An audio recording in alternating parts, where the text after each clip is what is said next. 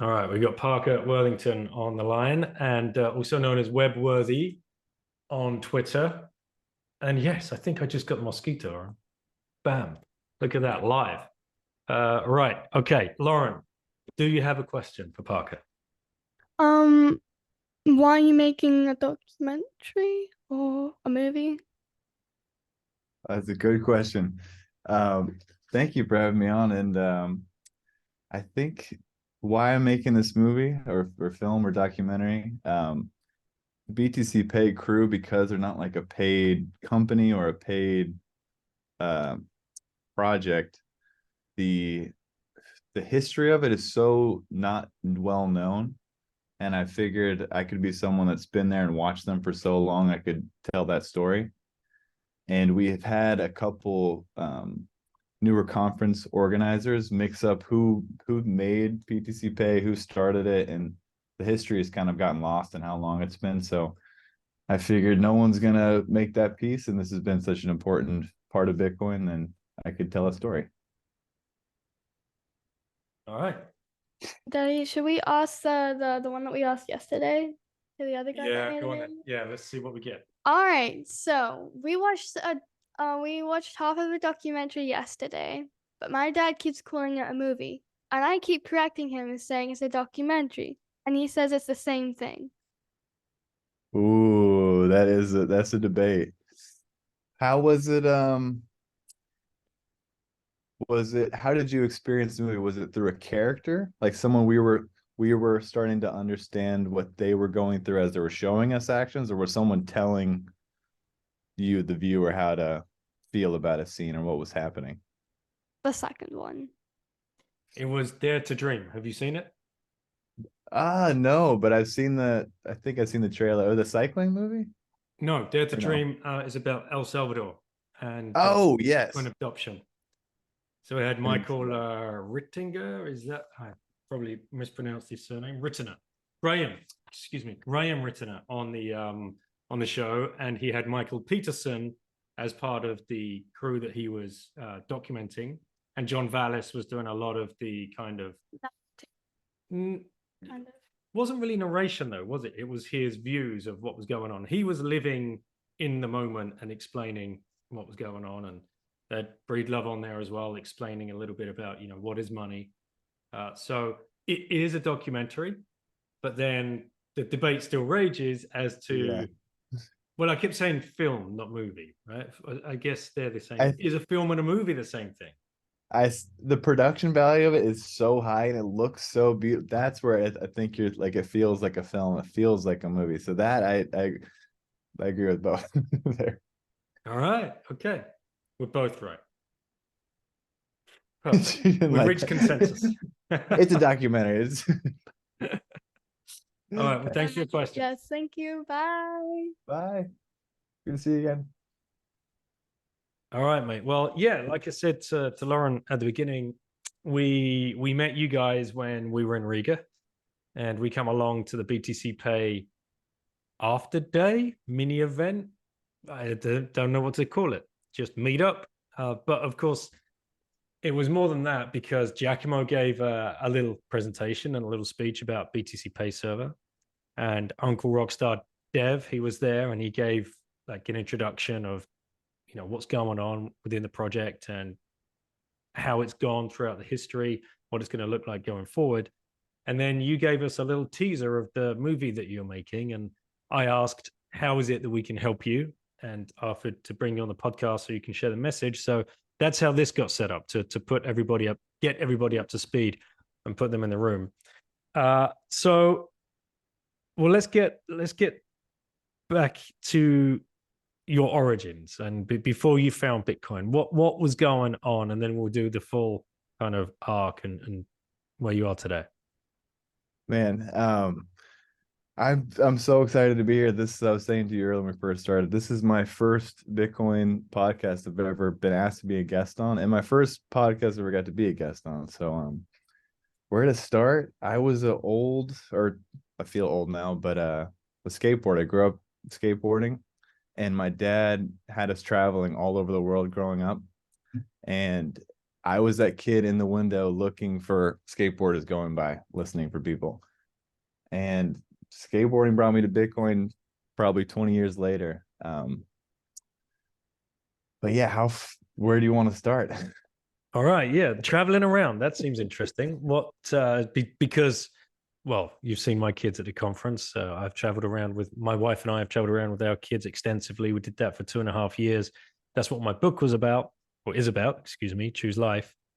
What was that period of your life?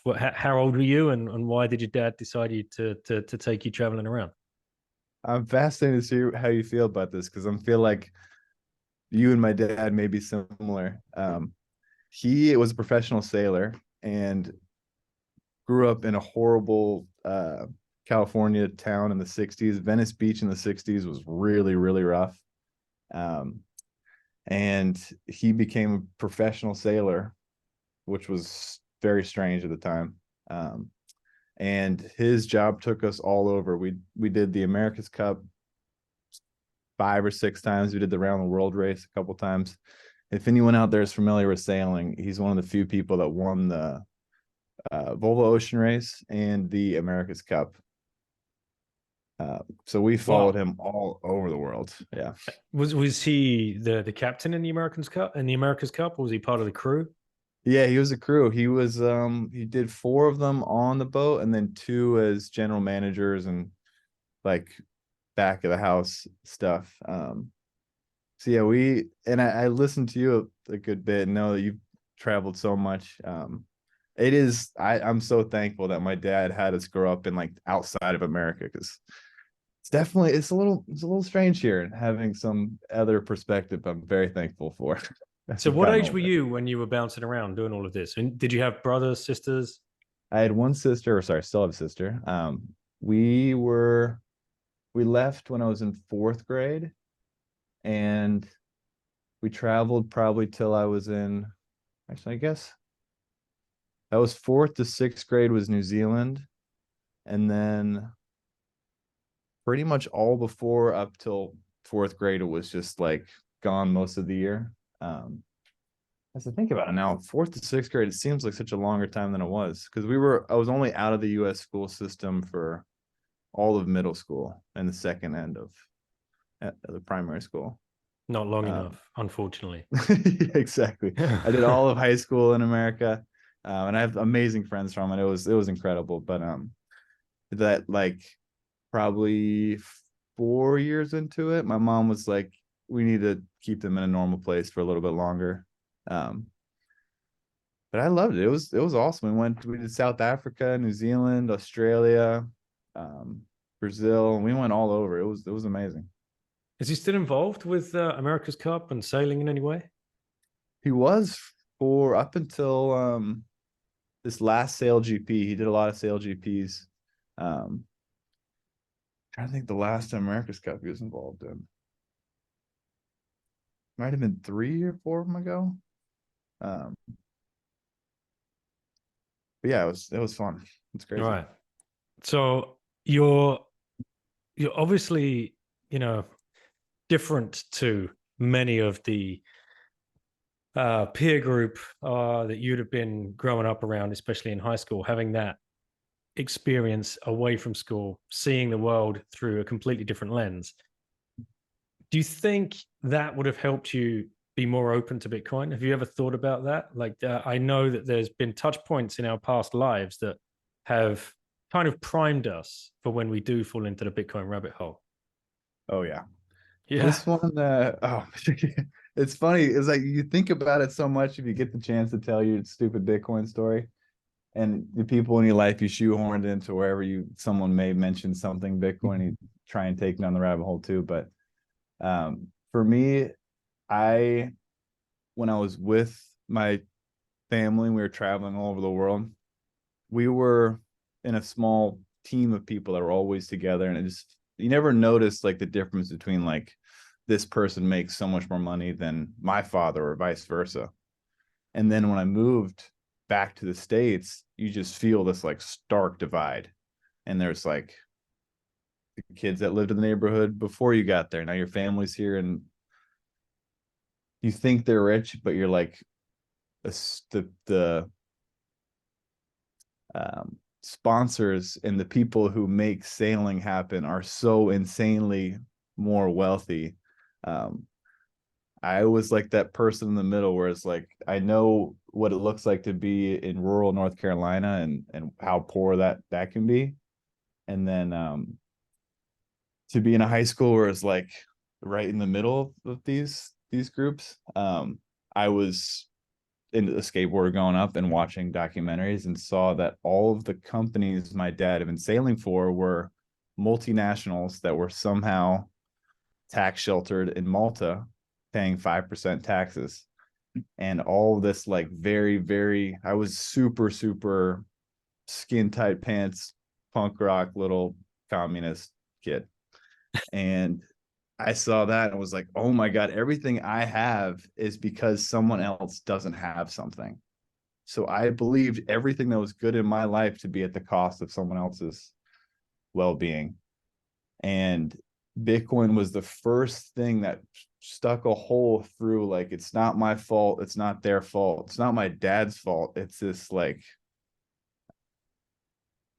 system that feeds on this, like this feedback loop of somehow printing money to somebody that's going to print more to, I don't know, I'm getting a little lost with what I'm trying to say, but yeah, no, it's difficult because, well, let's touch on why. I mean, you self-labeled yourself what a communist. I say that now as didn't realize, again, it was all like zero sum, that like I only had something because somebody else didn't. And that was isn't that true. was that just a feeling that you had? Was that through your own kind of introspection, or was something else kind of being subliminally pushed through the students at the school? I think today I would say the latter. I would say when I was growing up, I was the only kid in class that didn't believe in God. And today I would say I definitely think there's something out there, and I am not the most powerful thing at all. But it was a very right Christian, not even like a crazy Christian school, but it just, that was the norm. So back then, definitely not. And I was like seeking out this stuff. And my cousin, who I adore dearly, and I say, I'm like, he helped me go down the rabbit hole. He was heavy Antifa protester and Occupy Wall Street person. And when we were growing up, he'd send me websites, these like veganism websites or like stuff that I'm very thankful now that I was exposed to and maybe wouldn't have. Again, I was a skater. I was like I was looking for that stuff. To answer your question, I seeked it out and was looking for something to tell me that this something is wrong. Something is weird. You don't know what you're looking for yet, but I was looking for something. And as a word, like maybe I was looking for, I don't know, but does that answer your question at all? Yeah. And what's the culture of skaters? Like what breeds that kind of personality?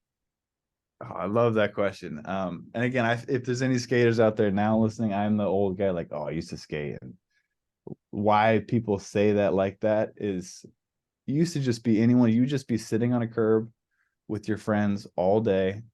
Time doesn't matter. There's a camera there, someone's filming. Like you might put a little video together by the end of the summer.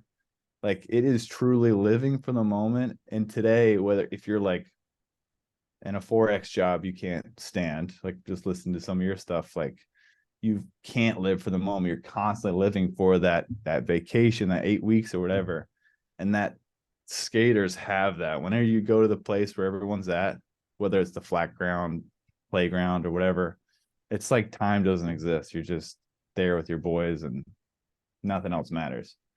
And then you make a video and everyone in the whole town's like, oh, those guys, it looks like they're doing nothing, but that all adds up. It's like the weirdest, it's the low time preference.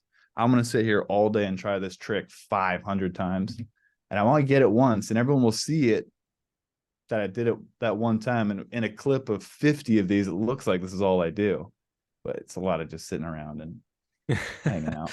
And how's it changed when you see like that group of kids today, like a bunch of skaters today? How's that changed from when you were doing it back? I mean, I don't even know how old you are. How old are you now? I am 31, turning 32. Okay. So you were doing this in your teens or all through your 20s? Yep, pretty much from when I was like 7 or 8. It's all, it was a scooter to just me wanting to get the handlebars off it to skate. All the way till it's probably 18. Mhm. And as my dad being professional, like athlete or sailor, I assumed the only way that I could earn a living that wasn't just like flipping burgers, or I didn't assume myself to be smart at all or think I was to either do tricks or go fast. And going fast was racing mountain bikes, which came later. But yeah, the skating today is like, I hear the skateboarders go by my window and I just miss it. Like I hear that sound and my dog starts barking. I'm just like, God, I wish I was going to the spot where you just go and hang out. It's so fun, but my knees hurt. I started sitting there for 45 minutes and I'm like, oh man, I can go work on that thing. I got that one. I will go home. I'll go work on that. And now I just like computers so much that just listen to them go by. But for them, I think it's the same as when I was a kid. They still make videos, and if anything, now they just have every skater has a camera in their pocket. And that is like, and we don't have to go down this rabbit hole now, but I really do think skateboarding and Bitcoin are so similar. And we've watched something that was once the nerdiest, dorkiest thing to do is now like a very normal activity or even career or market. Well, we got Tony Hawk, right? Yeah, exactly. Yeah, people, it's just like a household name, but again, it's still just like it's a piece of wood with wheels. People know this guy's name. That's crazy. And Laird Hamilton and Bethany as well, yeah? Like the surfers. Yeah, exactly. Right? Yeah. Yeah. Just a lump of wood. Yeah. Or a surf. Yeah. I don't know. All right. So what comes after university then? And where do you meet Bitcoin? I met Bitcoin when I was living in Los Angeles for 3 years and thought film school skating, this is where I gotta be, this is everything. And did not like it, thought it was terrible, and got very into like LA or the film school? The Los Angeles mostly, and even film school a little bit. But got very into like, I live in a desert, there's no water here. Very much like what I would say like prepper culture of Bitcoiners are today. And it was just very displaced, didn't know what to do about it. So I moved home, was like, I got enough money saved up to buy a computer. I'm learning animation, and this is all I care about. It's just wanted to make animations at the time. And got home, but my car broke down on the way home. So I had no money. I spent every dollar I had saved up to move home on my broken down car getting home. So I get home, I have no money, basically feel like I've wasted all this time in film school. And I don't remember what I was watching, but I had a friend who I won't mention, who was you all have like our Silk Road people that have mentioned there's some way to buy drugs on the internet. And I'd heard that a couple times, and this is probably 2011. And I just thought, that's crazy. And then I got into libertarianism. And do you remember a guy named Jeffrey Tucker? Ever heard of him? Yeah, he's written a book. He's written several. I've read one, Bourbon for Breakfast. Okay, I never read him, but he became a big B casher, and I just know him for his. Am I getting the wrong guy? He's pretty popular, or pretty, I would say, common name, Jeffrey Tucker. There's probably a couple of them. This dude was the guy I'm thinking of is some libertarian dude, quite old. It's probably him, right? He's in a B cash. Yeah, big B casher. Yeah. Damn. All right. Okay. Yeah. So I love the fact that you've gone from communist in middle school, high school, whatever you want to call it, to job. Well, not not dropping out, but finishing film school broke and then going libertarian. Yeah, and even now I dropped out of film school too. I got a job. Okay. And, No, it was no. like, God, Let's get yeah. this right. You opted out. Yes, exactly. Right. Okay. So you opt out of film school, broke, and now you're looking into libertarianism. That's pretty funny. Like it's. I think I was really in like what was the reason for that? As you say it, and I was trying to think about this before this. I was hell bent on that. Maybe me and my dad are in a good place now, but for a long time we're not. And I believed a lot of the companies that he worked for. And actually, sorry, let me take a step back. I watched a conspiracy be true. Later in my life, it happened again, but this was the first time I ever watched a conspiracy like play out before my eyes, and it tore my life, not my life apart, but made me just think, oh, maybe a lot of the stuff I saw on the internet is true. Was I had heard in these documentaries that these multinationals pay 5% taxes, and they should pay 30. And if they did, how our streets be paved in gold and everything would be amazing and whatever. Then I got a job with Puma Ocean Racing. It was a sailing team, and I followed them around the world, and my dad worked for them too. As much as it seems like I should say, like, yes, my dad got me this job. Me and my dad were barely speaking at the time, and I was sending my dad skate videos to kind of keep in contact with them. And his sorry, this is about to be kind of long. Antonio Bertone was the Puma CMO at the time. And this is like maybe 2008 or 9. So YouTube is like barely a thing. And there was no video production companies that weren't $50,000 to $100,000. So I'd send him skate videos and he'd fly me out to make a little video for whatever tech thing he was doing or whatever small project he had. So on one of the projects he sent me on, I was staying in a hotel with a guy who was an accountant for Puma who lived in Malta and told me over drinks how he stays 1 year ahead of the tax law in Malta to make sure Puma will pay 4% next year. And he says, you know who sits next to me? The Adidas guy. You know who sits next to him is the Nike guy. And I was like, oh shit. Oh, this is, because I had kind of like ascribed that these are just documentaries, and my mom would be like, you're looking for answers online to back up your world belief, which I may say to my grandfather tomorrow as he's watching Fox News and stuff. So she was partially right about that. But it didn't change the fact that those facts were real. And I don't remember how I got here, but that conspiracy played out in front of your eyes, and that's right. That's where you... Yes, that was where I was going. And oh yeah, so I'd moved back from college. I'm back in North Carolina. I'm like, had seen these conspiracy theories like actually happen. And I was into Jeffrey Tucker. Yeah. So again, I'm like, I think at the time I had gotten served so much Facebook like alt-right content that I now know was very like right-wing memes.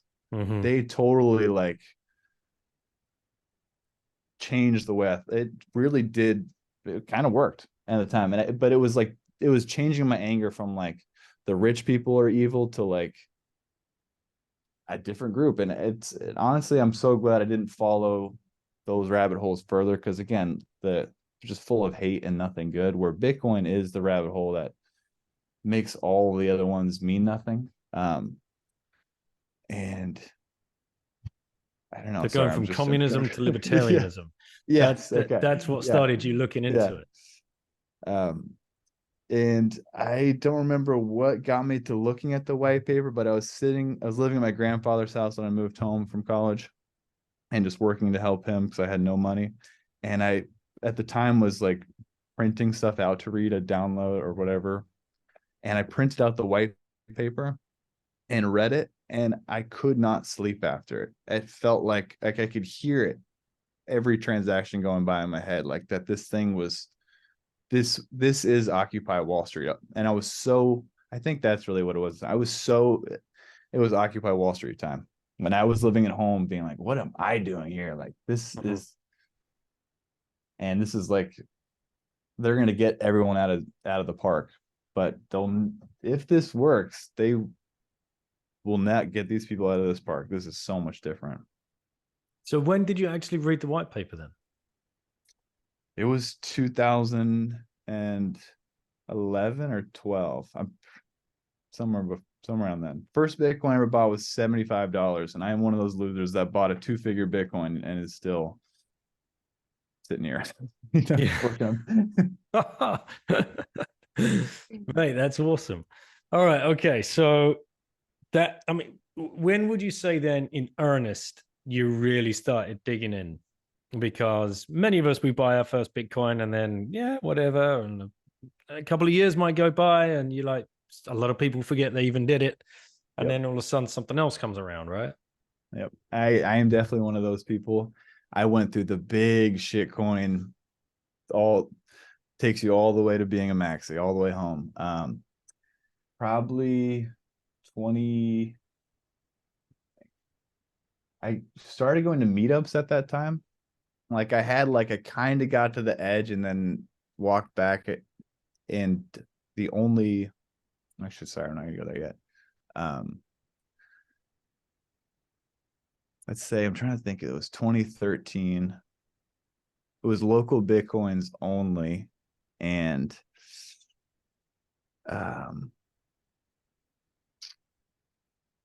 I really dug in at the time. I got my family involved in it. I believed it to be all that it was. And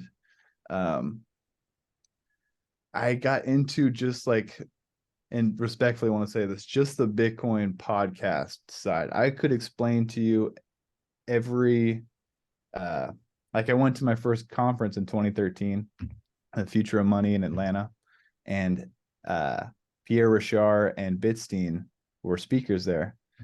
Out of 24 speakers, they were the only 2 that ended up actually becoming the Bitcoiners we know today.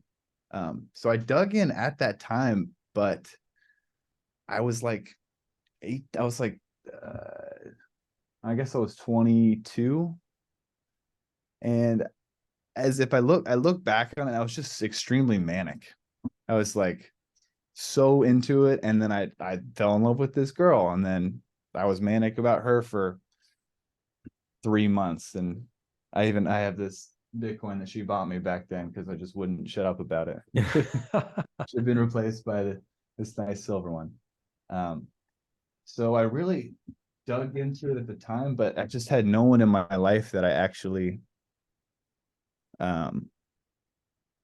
was there with me. So I'd kind of get to a place and then I'd never go further than that until I started working at shitcoin companies in 2016. And I thought that was the only way to work in crypto. And I just assumed that at the time that was crypto was this whole thing. And of course, now I'm just cringing even just saying that. But does that answer the question at all? Yeah, and what were the companies? It was 5 different ICOs. All of them blew up. All of them failed at the time. And so it's still video agency and content stuff was all I wanted to do. And me and my buddy were like, we're going to start a ICO agency. And I'll say his name. This guy is incredible. Brad Ritter. He taught me so much and is an incredible stock trader and trader today. But how we started working together in these shitcoin companies, we had made mountain bike videos together and skate videos together for years.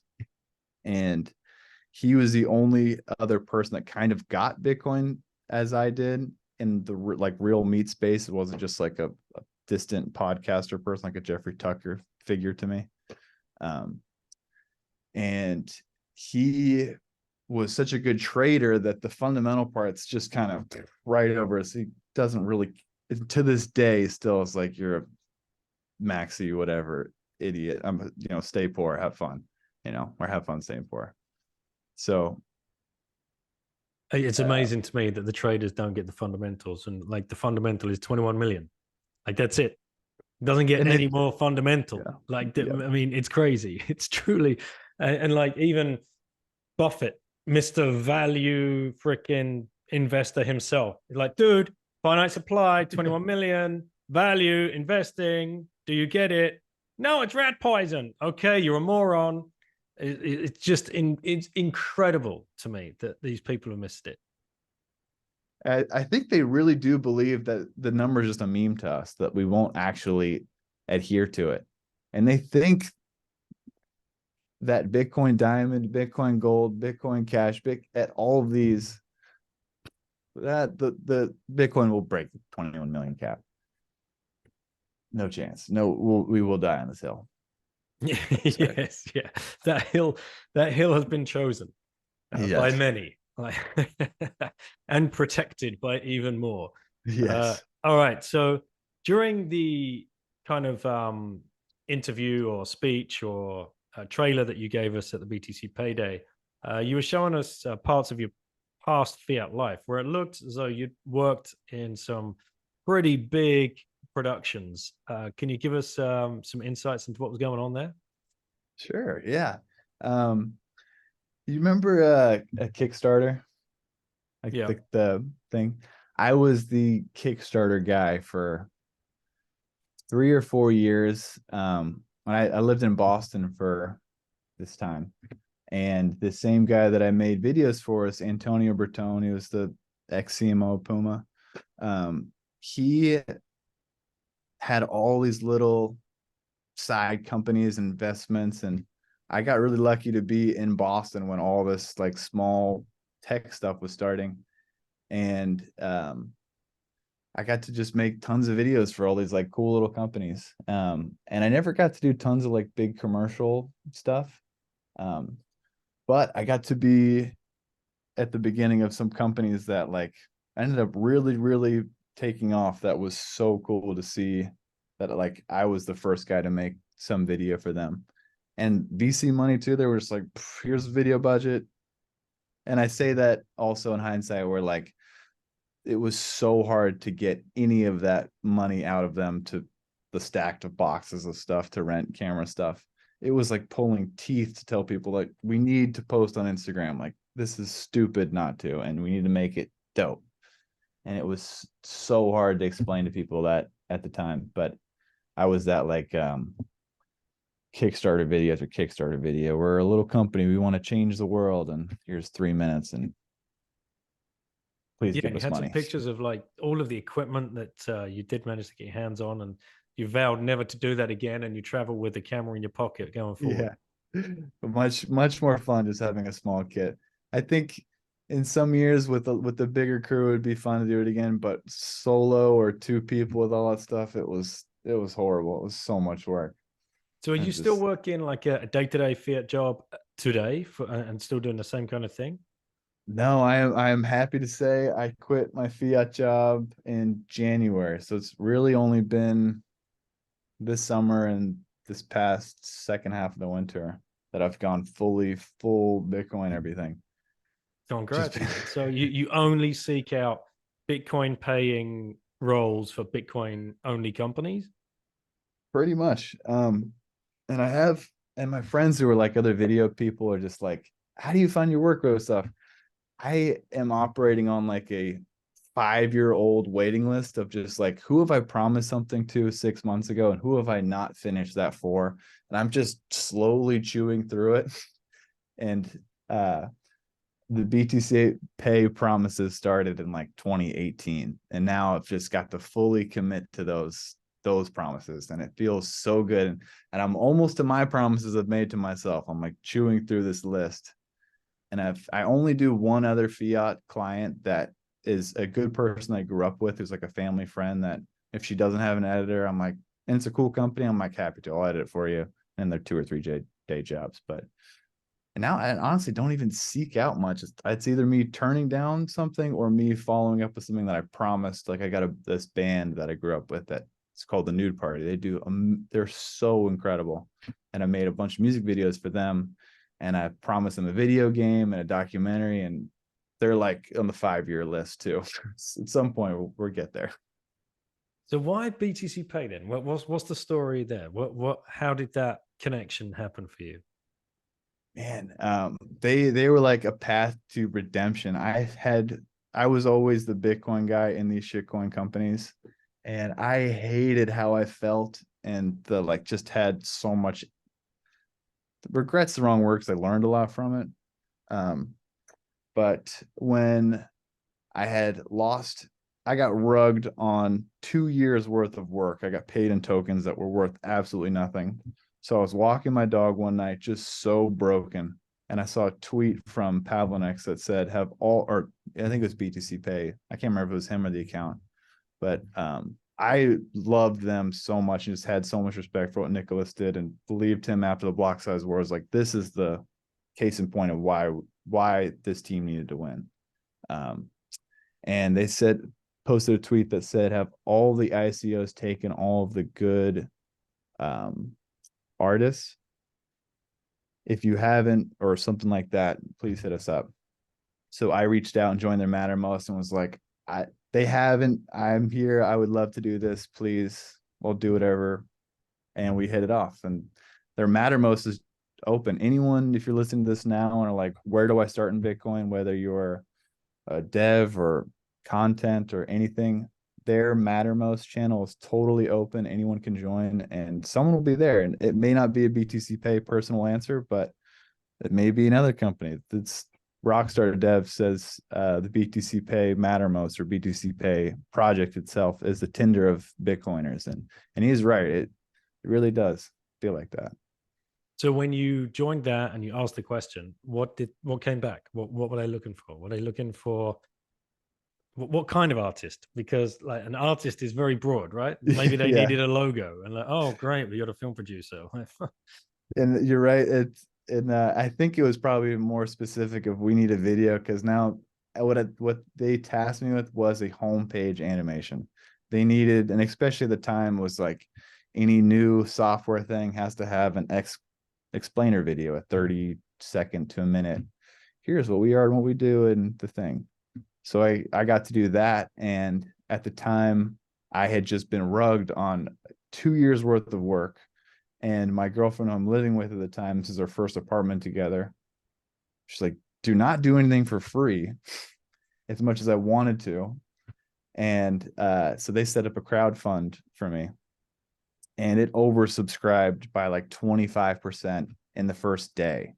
So I went from complete darkness and having nothing to like 2 weeks later being paid more than I had been in the last year to make my dream project. And I was like, God, I just turned it on to Bitcoin a little bit and my life flipped over. That's incredible. That is not a single example, right? I've spoken to so many people that have been, kind of dragging out their fiat job, another year, another 2 years, just one more cycle, then I can finally get rid of this and I can start going and building something in Bitcoin or work for a Bitcoin company. And those people that have managed to find that courage to just reach out to a project, to a company, to even like a solo designer or like Sparrow Wallet, for example, I think he's just doing that alone, but people can reach out and they can help. Yeah. Right. There's so much going on that I really want people to understand how quickly your life can change if you just reach out. But people are scared. Oh, I don't want a cold email. I don't want a cold call. I don't want a cold DM, because you've been programmed into thinking that you shouldn't do that. You're stealing someone else's time. You're not good enough. All of this horrible psychological trauma that was programmed into you in the 15, 20 years that you were exposed to the indoctrination camps. I think too, Bitcoiners are a little scary. Like, I ask us how you come from like such a serious finance background. Maybe it's easier to talk to some of these people, but I personally have been so scared in the past, because not only they're my heroes, but I'm like, they're my heroes doing this thing that, like, in 2012, people thought that we were going to get killed for. Like, it felt like we have NIMS because they're going to take us all out. And it's now, so, like, they're normal people. They put their pants on left leg and then the right leg. And Yes. I love it. Bruce Dickinson. You're quoting Bruce Dickinson right now. I wouldn't know. And it's like something stupid my dad said to me, but that, Right. yes. Then he's quoting Saturday Night Live. You got to see the sketch. Yeah. You got to see it Okay. if you haven't seen it. It's the Will Ferrell sketch, and what's his name as well? Jimmy Kimmel. No, not Jimmy Kimmel. Who's the other one? I love The old other Will Jimmy Ferrell with this talk SNL. show. Fallon. Jimmy Fallon and Christopher Walken. Anyway, I digress. Yeah, I'm just like a regular guy. I put my pants on one leg at a time. But when I put Yes. my pants on, I make gold-plated records. That's the quote. Go find the clip. I should put that clip in the show notes. Making me feel young. I guess I need to watch this. Yes. So yeah, how do we get there? Yeah, putting your neck on the line and reaching out into people and realize it. I think the first thing people have to realize is the skill set that you have that is unique to you, or what you've been doing for the last 5, 10, 15 years, and that could be anything like marketing, consulting, sales, developing work, development, software development. Doesn't matter. Everybody needs, whoever's building in Bitcoin needs help. Yes. And I've never been on a Bitcoin podcast, and I hear so many of them. I have my own little like mini rants in my head that I have one now that after Riga I've seen go around, and I feel like I've watched another small conspiracy play out in front of my eyes. All right. What is it? There are so many Bitcoiners today who are disappointed and sad on the level of merchant adoption. And I don't disagree with them. I want to go spend my Bitcoin everywhere possible. But I want to ask those Bitcoiners that believe that we're not far enough yet, does your sister accept it? Does your father? Does your uncle? It's so hard to even get the people closest to me. And I know this story through all of Bitcoiners, because I met some of the most hardcore Bitcoiners I never thought I'd be in the same room with, and they can't get their brother to believe them. Like, we are so far from it, not because the price isn't there or they don't understand it. It's just technically so hard to be responsible for yourself. And I think that's the same thing of taking that, like, I'm in the fiat job, one more cycle, whatever. What it actually will take you to not be in that frame of mind is such insane personal responsibility that, like, I cannot get on that next call. I don't have to answer that email. And to those Bitcoiners, I'm like, does your corner store that you go buy, whatever you go buy at, did you flip them? Are they running the BTCPAY server? I hope they are. And there are Bitcoiners who will say, fuck yes. And that's what I love about what's happening in Africa. Like, there is real merchant adoption of people that actually need Bitcoin, but there is a major wave of LARP Bitcoiner or LARPing Bitcoiners right now that are irritated about our lack of progress. And like, the fact that we even get to talk like about that this openly, like, we're so far and have come so far. I am just so blessed and thankful to be a part of this, and have seen how rough it was at the beginning. Like, and it's if it feels smooth now, it's still not. It's rough. And all those merchants at in Riga, they didn't want Bitcoin. These people literally just they don't like us. They don't want Bitcoin. We have so far to go to get them to want it and then be personally responsible for it. We got a long way to go. And I say that with excitement, not with like dread or we haven't done enough. Exactly.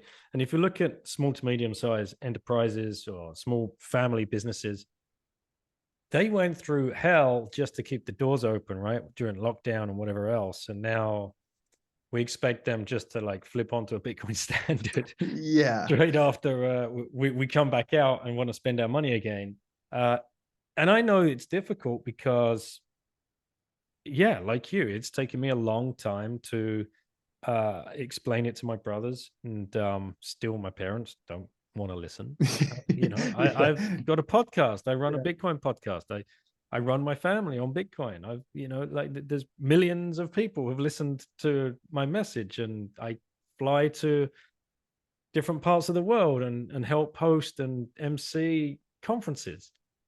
Yet I can't get my nearest and dearest, But my brother did start accepting Bitcoin at his cafe, and tentatively, but they set it up and it was all good to go. And Coin Corner helped them out a lot because they gave them a merchant account, which they were happy with. Because right, okay, yeah, we'll do it, Dan. What do we need to do? Well, I'll tell you what. I'll fly in. We'll set your node up. We'll download BTCPAY. Like no, just stop. Yeah. You've already lost it. But the correct answer at that point in their journey was, you just set up a merchant account with Coin Corner. They're a UK-based company. All right. How do we do that? I'll have one of the team call you. Okay, it's done. And then they shipped them the point of sale device as well. So it's great. And now they've uncovered like tens of Bitcoiners. There's monthly meetups in their cafe. Tens of Bitcoiners come from all over the country. There's some people are driving 2 or 3 hours, and they're bringing gifts each time they come, just because they can use Bitcoin to buy a coffee and a croissant. It's amazing. I think I heard you tell this story on stage and didn't realize that was your brother. That is so cool. That's what I'm talking about. Then hearing that story, and I was like, it can happen. And when it does, it's so special, but it's hard to get somebody there. It truly is. There's another bunch of guys in the UK that are doing a great job, and should shout them out. Bridge to Bitcoin. They've gone a step even further. They rent a booth at hotel, pub, and restaurant conventions, and then go to all the other booths and try and orange pill them to start taking Bitcoin. So they're kind of like, they're not just preaching to the choir. They're going to huge conventions in the hospitality industry, and then going to all the other booths. Do you understand why it's important for you to start accepting Bitcoin? No? Okay. And they spend like the whole 2-3 days and Pleb volunteers go as well. They just put a shout out on Twitter, like, right, we're going to the London Expo Center or wherever over these dates. Any plebs come and help us walk the floor. And like 5 or 6 people turn up. Like, yep, let's go. Let's fucking go. Let's get these people. It's awesome. When I heard that story and then the merchant adoption and seeing how pissed Bitcoiners were and how rough it was, and we were just like, well, you guys wanted this. That I think is the biggest. I mean, I don't know shit about business opportunities, but I think the white glove onboarding businesses, they will get to non-custodial, like we'll get them there. But that first, I think that is the next wave of, and I got to look them up, the bridge to Bitcoin. That I think that's the next, we need that so bad. It's just companies all over the world, like handhold white glove onboarding these people onto these payment systems. Otherwise, it's too hard for just, unless they want to be a Bitcoiner or a Bitcoiner themselves. This is the real pleb grunt work, right? That's what I love about Bitcoiners. Yep. They're willing to, walk the beat, put in the hours, and they're not afraid of the no. They're going to get out there and they're going to keep doing it because it's a calling more than anything else. When you got truth on your side, how far wrong can you be? Oh, I love that. Yeah. With truth on your side, how wrong could you be? How far wrong? Yeah. Because you know that person that kicks you out the shop, whatever, I don't want to hit you. I don't want to. 2 years, 3 years later, they're going to be like, yeah. Yeah. Those dudes. Oh my God, why didn't I listen to them? And I think like when I show people, I bought it, like if I'm on Steam playing a video game with my friends, I'm like, I'm going to show you, I'm going to buy a gift card with Lightning, spend it on Steam. They're like, oh, that's honestly so easy. Like once people feel this, that it is smoother, I think maybe smoother is the wrong word, but it's easier than credit card payments. Like, but they're so hung up on, I don't know. Sorry, I'm not even gonna go down that. There's so much personal things we're hung up on every day. Just getting someone even to that Bitcoin door is a lot has to happen in their life for them to even care. All right, man. We've not talked about your movie yet. What's Yes.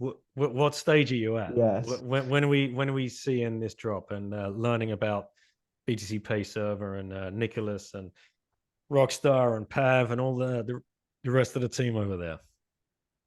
I hope I can do this Warsaw Bitcoin Cinema Club, I think, at them. Yeah, the film so festival in yeah. end of April in Poland. Yeah, in Warsaw.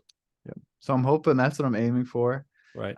Right now I have a lot of 3-minute sequences where it's just like trying to make sense of these different little desperate bits. So have you been like interviewing different people of the team, or have you been narrating the story, and what's been pretty much right? I've got interview with Rockstar, Nicholas, Pav, Cooks, and Andy or Andy.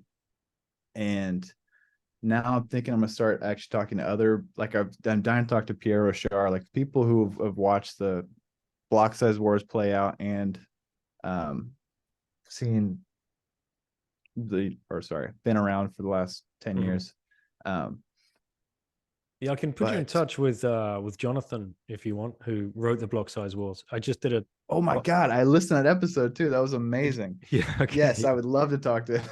Yeah, right, okay. Him and Adam, yeah, for those that haven't listened or viewed that one yet, I did a deep dive into the block size wars with two people that were there in the meetings. Adam Back, obviously the only person named within the white paper, and Jonathan Beer, who was just full on nerd geek, trying to travel around, get into all of the meetings. He crashed some of the meetings. He's such a great dude. He's I love running down the hill. Honestly, sorry. I was going to say as well, we should probably make clear, like, that tweet from Nicholas that started all of this, like that is such a critical moment in not only the story of BTCPay, but the story of Bitcoin and the story of the feeling that was bubbling up during and then exploding after the block size war. And if you probably know the tweet verbatim, if you just want to repeat it. If not, feel comfortable enough to pull it up and read it. But let's make sure the listeners know what we're talking about. Yes, and I've got a sticker right here on my desk in front of me of it. Nicholas's tweet was, "This is lies. My trust in you is broken. I will make you obsolete." And as the sirens go by. And that was in response to BitPay's blog post where they were basically instructing all of their, for lack of a better word, power users or people who are using their API or were running their own BitPay node to update to BTC1, which was Jeff Garzik implementation that never got running. It had an off by one error. So anyone who actually ended up running it would have been completely wrecked. And they had funded so much money into Jeff Garzik's one other implementation that they said would be their Bitcoin and not Bitcoin Core anymore. Because it was really, just as we know in listening to your episode with them, it was about who got to tell who what to do, not better tech or better ideas. Well, obviously our small blocks was a better idea outright. Like that was the right choice. And yeah, that tweet, he forked their repository and basically made a one-click solution that any merchant who was on BitPay at the time could move off of their BitPay API onto their own node that was BTCPay server. And that's where the story begins. Yes. So in Jonathan's fashion, I'm kind of going at that style. Well, like I'm planning a trip to Nostrasia and Tokyo for Nostrasia, and then El Salvador for adopting Bitcoin. And in my head, I'm hoping that'll be the kind of year of footage. But again, if I edit it and I've got an incredible 20 minutes, I've got 3 more trips to take. So I'm kind of playing it by ear and not saying I have to have X or Y. And and just kind of letting this play out as it is. Because now it feels like things are like the interesting stuff is really, there's so much interesting stuff has happened, but I feel like we're on like a whole new chapter. I don't know how to put it, but. All right. So is there an ask to the plebs? Is there any way anybody listening can reach out and help you? Is there anything you need? Any direction? Any kind of funding? What is it? Honestly, the funding is covered. BTCPAY is, and honestly, they are my only job. I just do BTCPAY stuff. So, and I also just do all the regular stuff for them. But what the plebs could do out there for me is film yourself or anyone using a BTCPAY server. The recorded video clips on a phone in a weird place, hitting a bolt card on a little Bitcoin POS device. That is amazing for me because I love downloading those clips and cutting into music with just blasting by all these rough video clips of like, this is out in the jungle. This is in, I don't know, all over the world. And like that, have you seen the trailer for Death Athletic, the new Cody Wilson movie? No. Or film or documentary. When I went to film school, I was so into expensive cameras. Actually, sorry, I'm just going to a little bit of a story that got me why I like to make videos in the style that I do now. When I was going to film school, I was one of the few people that already knew how to edit, and because I just liked making skate videos and stuff. So I got hired by the school to edit content for them and make videos that were like advertising content to get more kids to come to the film school. It was kind of a scam trade school. And I spent like 2 months with all these nice cameras filming the place. And I showed it to the client, the guy who ran the school, and he laughed at it. He thought it was horrible. And he goes, I got to show you what someone just gave me yesterday. And someone who just started their first week at that school made a video using footage found online of telling the story of how the school started, and it had this really cool history. It started from Vietnam photographers that needed a place after the war to rehabilitate. So they had this photo school, it turned into video school, whatever. I was so embarrassed that someone out there could just make a story from found footage and photos that was so much better than these $100,000 cameras I got to rent for the day. And now that has taken me all the way to here into Bitcoin. Is the footage I get, I'm lucky to film and be there with, but the stuff that I use so much is those cell phone clips phone video of the thing happening in the place that I'll never get to, or even someone, Rockstar Dev on your podcast, or the content that plebs make, I use. And the more you put BTCPay server in it, the more you would help me make this. It would be my request. Awesome, man. That's an easy one for the plebs out there. So especially those that are out trying to get merchant adoption running, right? So yes, a big shout out to anybody that's managed to onboard the corner shop and they're running BTCPay or using BTCPay. Then yeah, brilliant. Get that video across. So they can just reach you on a Twitter DM or just post it and tag you. What's the best way? I end up just scrolling through anything that's just tagged at BTCPay server or hashtag BTCPay server, or you can DM me and Webworthy on Twitter and Noster.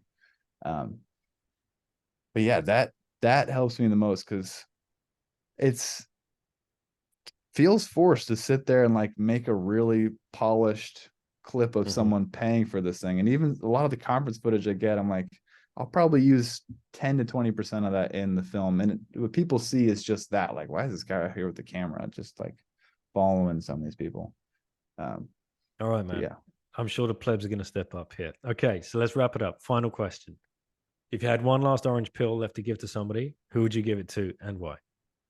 Oh, I've heard people on your show try and dodge us, like, I don't want to give an orange, whatever. But I'm going to take one from somebody. Can I say two that I have? One's kind of a joke, and the second one is I'm serious. This may be really embarrassing, but I recently watched the Barbie movie with my fiance and her best friend.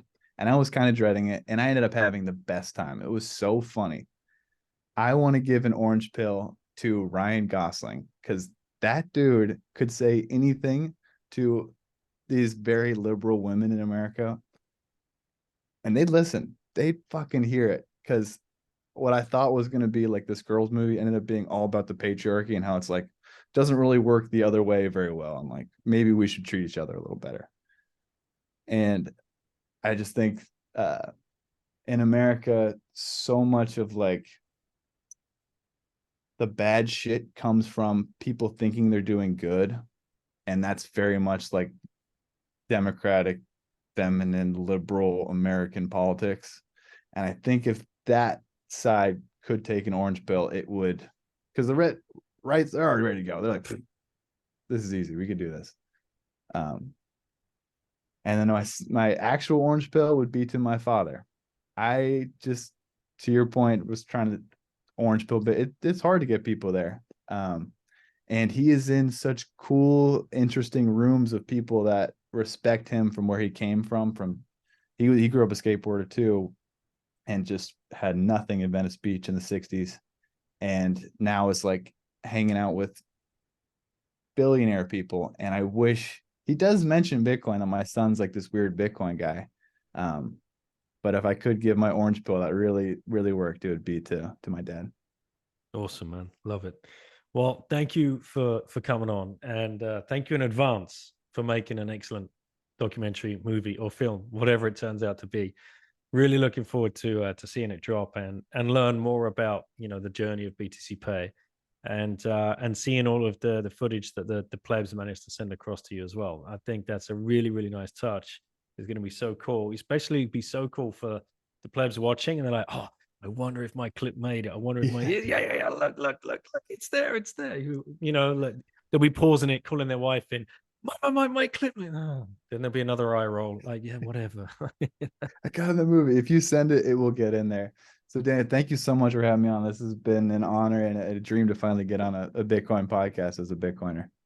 You're welcome, man. Great to meet you in Riga. And yeah, thanks. All the best of luck, and we'll speak again soon.